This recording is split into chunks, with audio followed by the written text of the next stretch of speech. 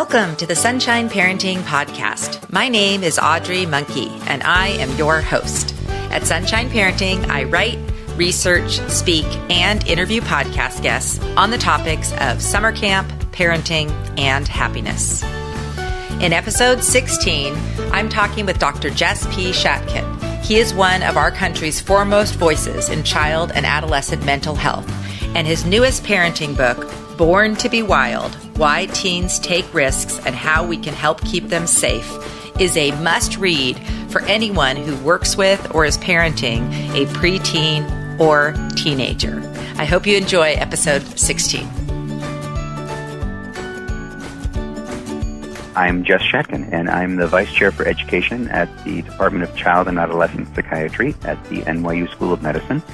And at NYU, I see patients, and I teach medical students, residents, and fellows who are subspecialty training in child adolescent psychiatry.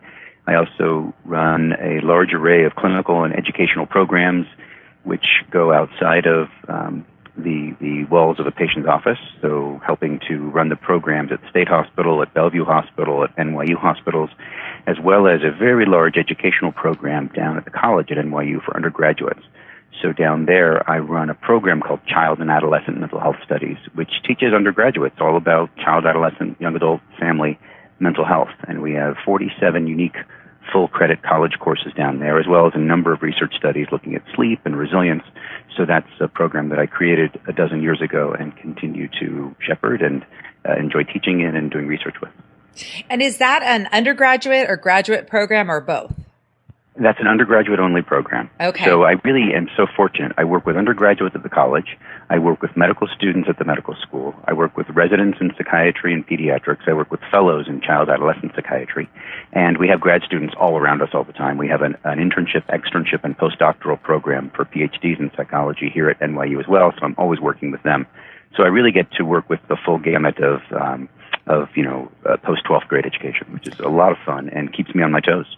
Yes, and you write about that a lot in the book, especially you talked about the course and that whole progression where you taught the undergraduates about resilience and these different things and then had them go out to high schools. And I was really intrigued by that, how you learn something so much better when you teach someone else or mentor other people. Right. Yeah, so this program was driven initially by a high school in the Lower East Side of Manhattan who asked me to come and talk to their students about drugs. And I was probably 42 or 43 at the time. And I said, I'm happy to come talk to your students, but I don't think whatever I say is going to be something they probably haven't heard before in some form or other. Why don't we think about what's really going on for you guys and what the problems are?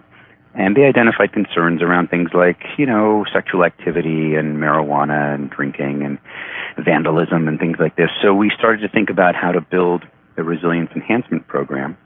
And since I was already working in the college at NYU, I thought, what better way to deliver that instead of, again, this middle-aged man coming to your campus and talking to your students, but the college students themselves.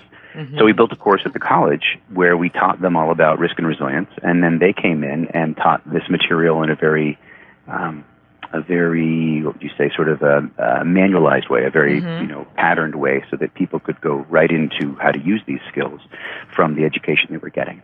And we had a lot of likability from the high school students, but we didn't have enough time with them to show that we could affect their resilience. We only had about 8 to 10 sessions, about 40 minutes each. Mm-hmm. But we did have a huge impact on the college students, a huge impact. And that has led to a series of other interventions because if we have enough time with students, and this is part of what I address in the book, if we have enough time with students, we can actually have a huge impact through these, so-called character education efforts. Yes. So tell me, that really reminds me too of why camp counselors who are 19, 20, 21 years old have such a powerful impact on their campers because of the modeling aspects and how kids really listen better to that age people than to parent age people. Yeah, it's evolutionarily advantageous for us to build relationships and to role model after people who are where we're going to next, and to build relationships with people who are our peers. So you see kids before puberty spending huge amounts of their time with their parents or with other adults, like 80% of their awake time or 90% with adults in some form, to spending maybe less than 10% on average with adults after they after they hit puberty, with the exception of school time. So they end up spending very little time, monitored and shepherded by parents. So they end up at the mall, they end up in after-school activities, those who are fortunate, where there's monitoring and engagement and skill building going on. But most end up going home, watching TV, playing computer games, hanging out on the street, doing whatever they're doing.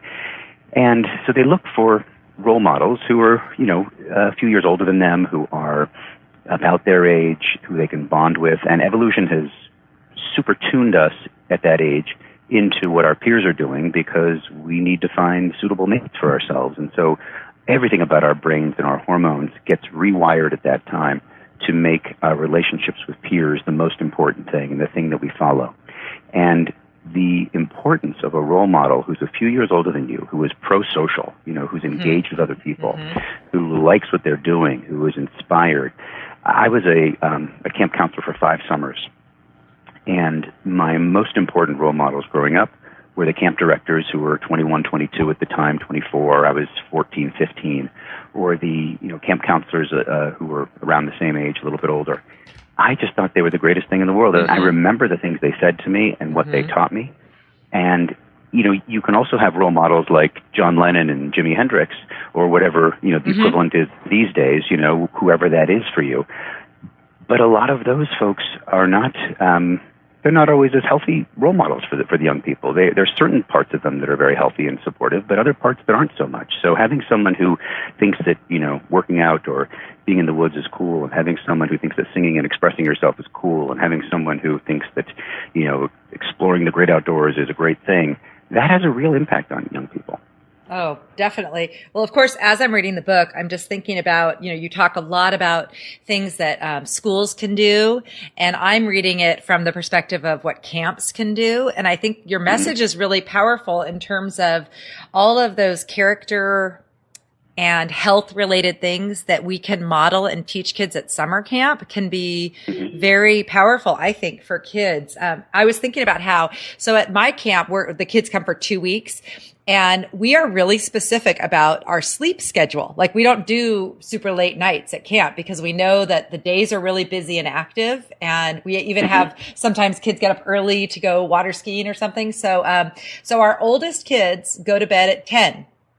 And breakfast for them is the latest of all the kids, because the younger kids go to bed earlier, and breakfast isn't till 8. So they get up at about 7:45. And I was just thinking about, for my own kids, who this morning, I'm finishing your book, and I have a 14 and 16-year-old boys at home, and my 14-year-old in the morning is so tired. It's just too early for him to go to school.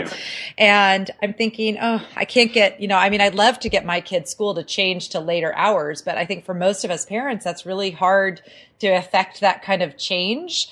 And if the change is going to happen, it's most likely not going to impact our kids. So I started thinking about how parents, and then camps too, can get some healthy habits at least in place at home or during the summer or different times to just help with that. Cause that sleep, talk a little bit. I'm like, sleep is really important, I know. And it's something that's both with my own kids and at camp we've enforced.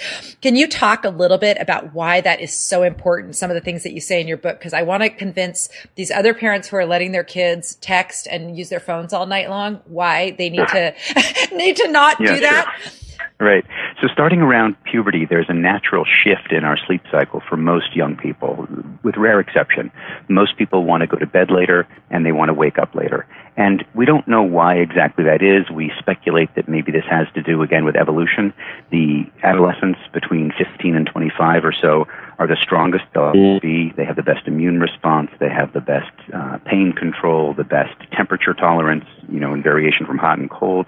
And so these are the ones historically who ran across the savannah to find the new food source or to find the new water source. And so evolution, we think, has built these young people not with an incomplete adult brain, but with a very specific kind of adolescent brain where they're much more willing to take risks and put themselves in jeopardy. And part of that was probably staying up late and guarding the cave or guarding the old folks while they slept and the children.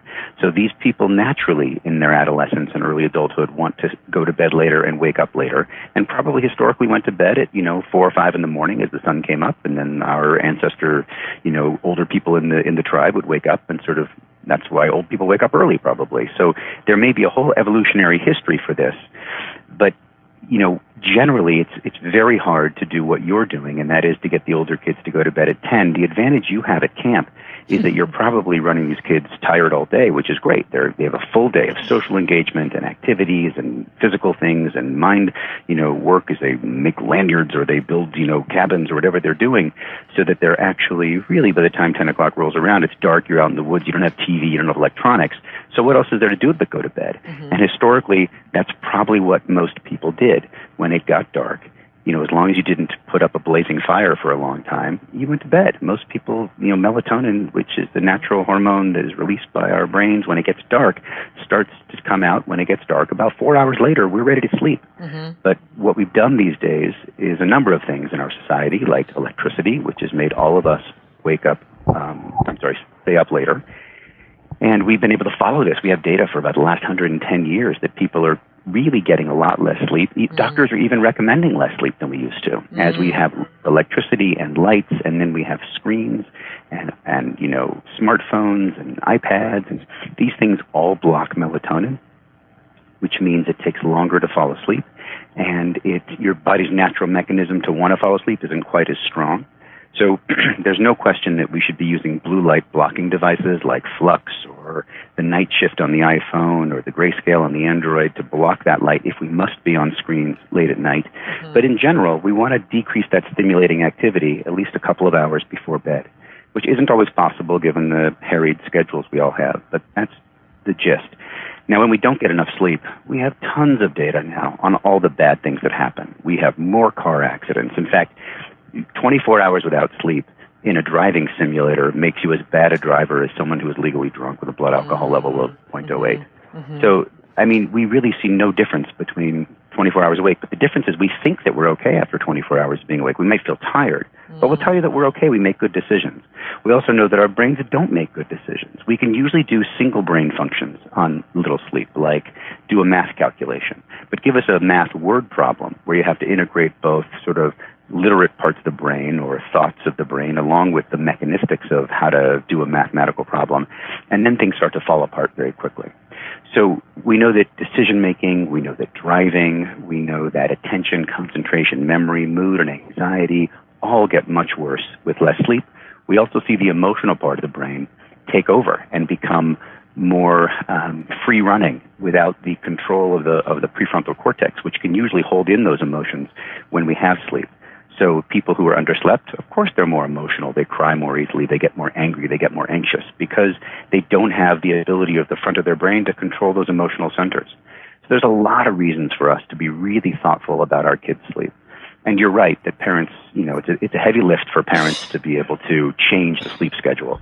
But the CDC, the Center for Disease Control, says high school shouldn't start before 8:30. And if you ask me, it probably shouldn't start before 10. I know. And it would be great to schedule it back until, 10 till 5, 10 till 6, because then you don't have the kids hanging out at the mall in the afternoon or just, bumming around. Right. You build a little more extracurricular in, but you capture those kids who would otherwise be hanging out. And here's another thing we know, that kids who feel competent do much better. Kids who believe in their own ability to achieve in this world. And a lot of kids do that through academics. Some kids do that for football or basketball.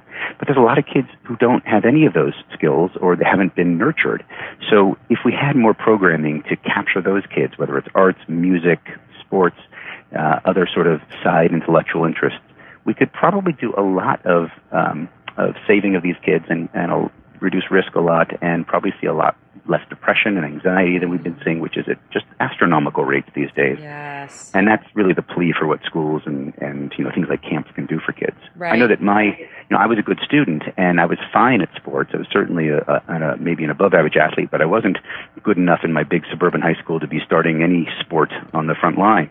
And so it wasn't worth the 4 hours a day to practice for me if I wasn't going to play that much. So I did sports and then music, and then in the summers I went to camp, and camp was a whole revelation for me. Here I was more popular, here I was more athletic, here I was more artsy, and I was able to be another part of myself that was hard to be at school. Right. And it had a huge impact, and it was much more egalitarian at camp. It wasn't as competitive. Mm-hmm. So I love what you're doing with camps, and I think they're hugely helpful for kids.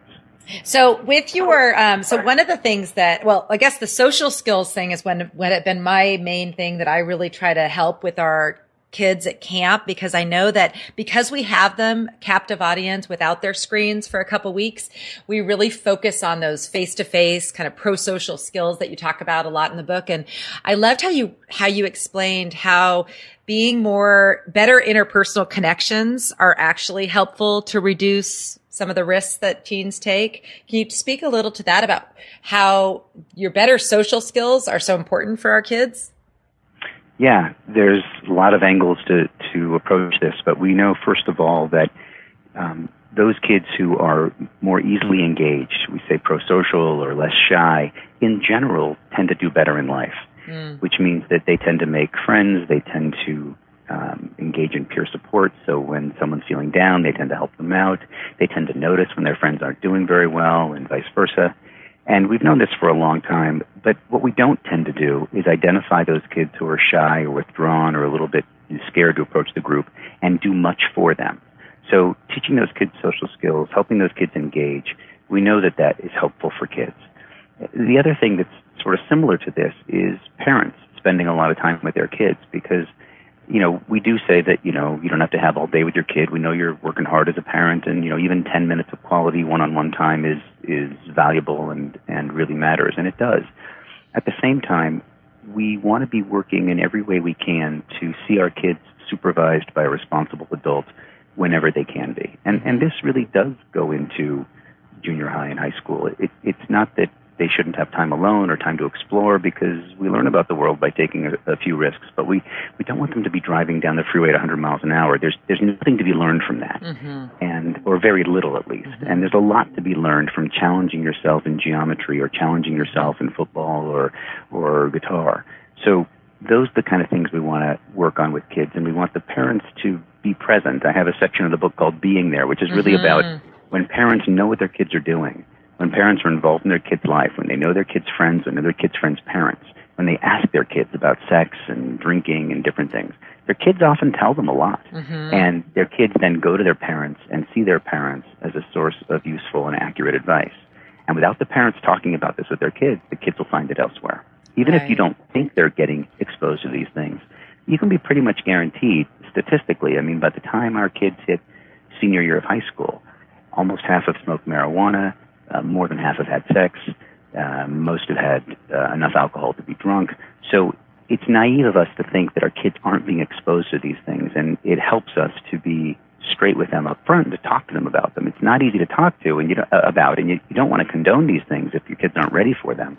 And they're not legal for a lot of these kids, smoking weed or drinking alcohol. Yet they're going to be around these things, so we have to find a way to engage them. And there's even tactics that parents can use to help their kids be more pro-social, be more liked, and stay away from drugs and alcohol.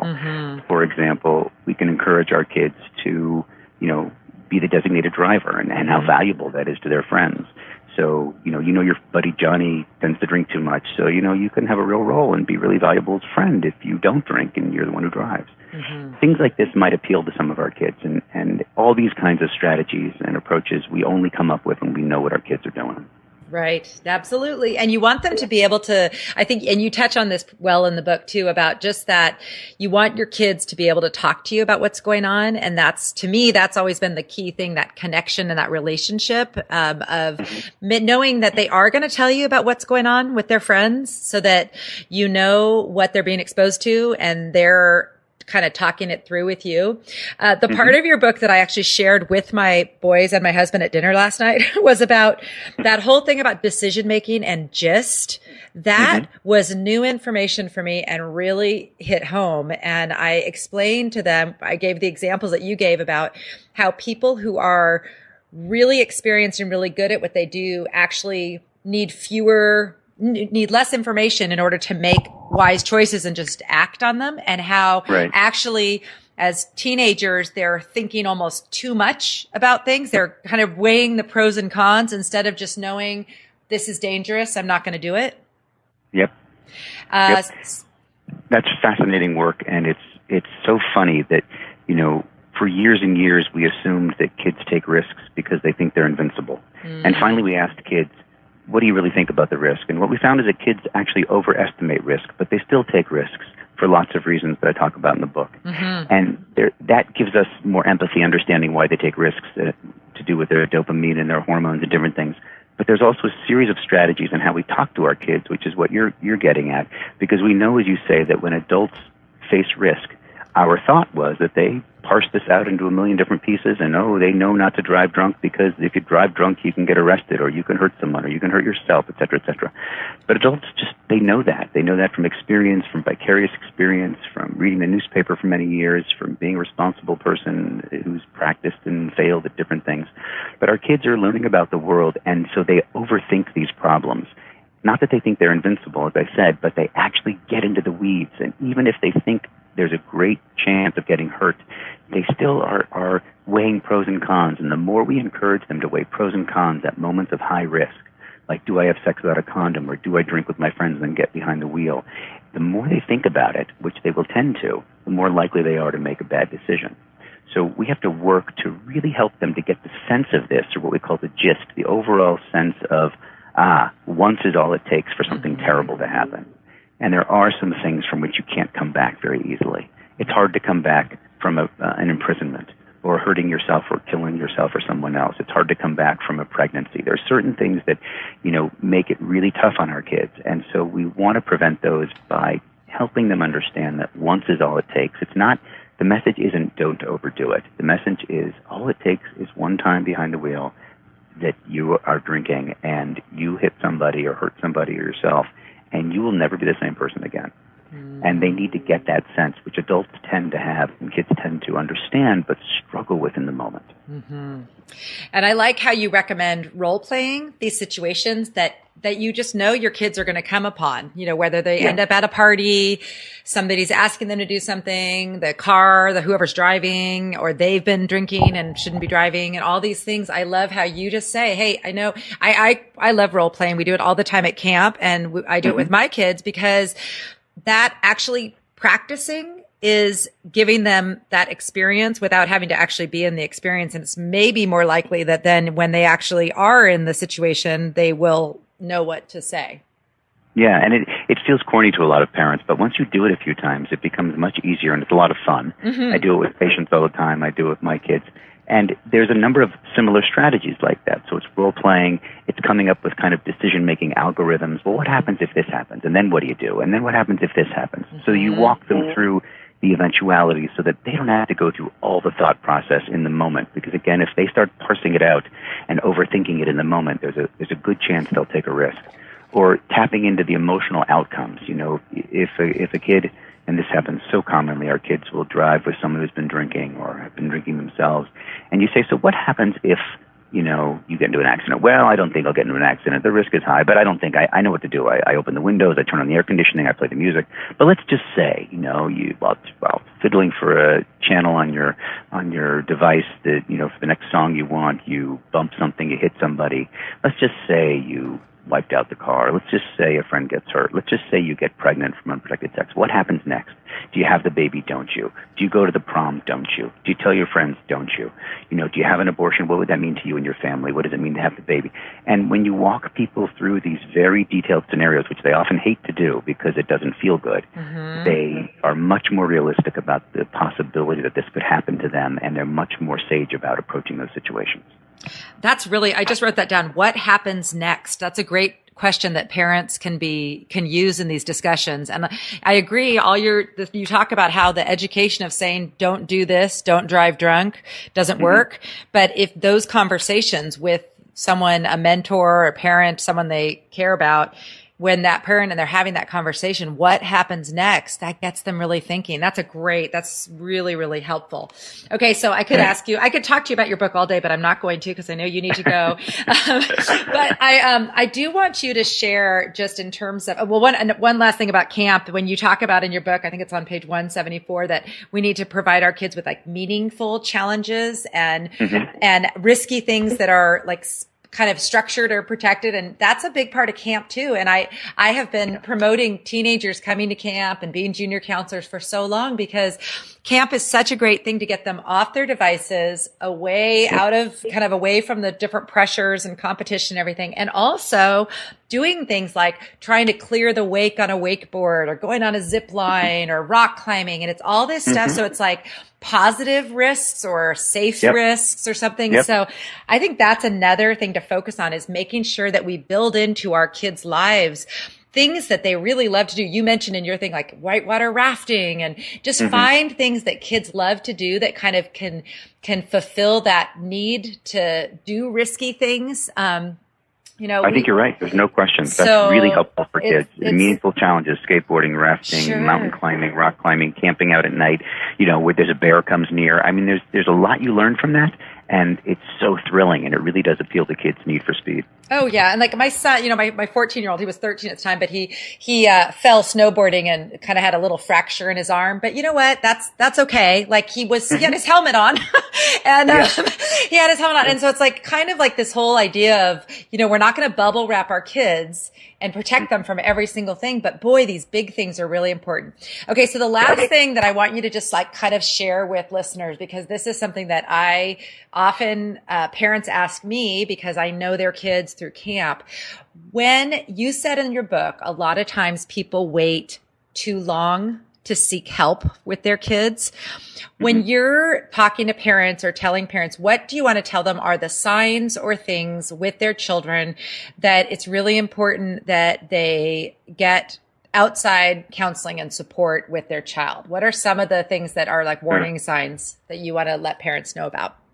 Yeah. So, and before I give that list, just to add that, kids who have either mental illness, emotional difficulties, learning problems, behavioral troubles, that these kids take more risks. These kids get into more danger. They get hurt more often. They get injured more often. They die more often than other kids. They get pregnant more often. They drop out of school more often. And because mental health and mental illness and emotional distress and learning problems have such a stigma, so many parents have not been willing, and society hasn't often been willing, to reach out to these kids and identify these kids who are struggling. But when we do, it makes a world of difference. We know how to treat anxiety. We know how to treat depression. We have our best studies now suggest that 30% of kids during their high school years will have a major anxiety disorder, at least at some point. That's an enormous number. And those kids do much better when we get them some care. So, and the care can be therapy, it can be classes sometimes, it can be engagement or activities or groups, it can be medication depending. So what you're looking for to see if there's anything awry with your child is really a change in functioning that's not expected. So this would be something like a change in mood, a change in appetite, a change in sleep, a change in dress, a change in smell, a change in friends, a lack of engagement with friends at all, so they're isolating themselves more. So what you're looking for is something that's not necessarily expected from your child. A lot of times this might be a withdrawal from you or from their usual friend group, a drop in grades, they seem tired all the time, they seem wired all the time, they are irritable and cranky more than usual. But these signals, some of this is a little bit normal, right? Adolescents get a little agitated and jumpy, but it usually lasts for 15 minutes or an hour. It doesn't usually last for days and days. And when it starts to go on and you start to feel like you don't recognize your kid anymore, very early you want to intervene and understand what's going on that you can help with.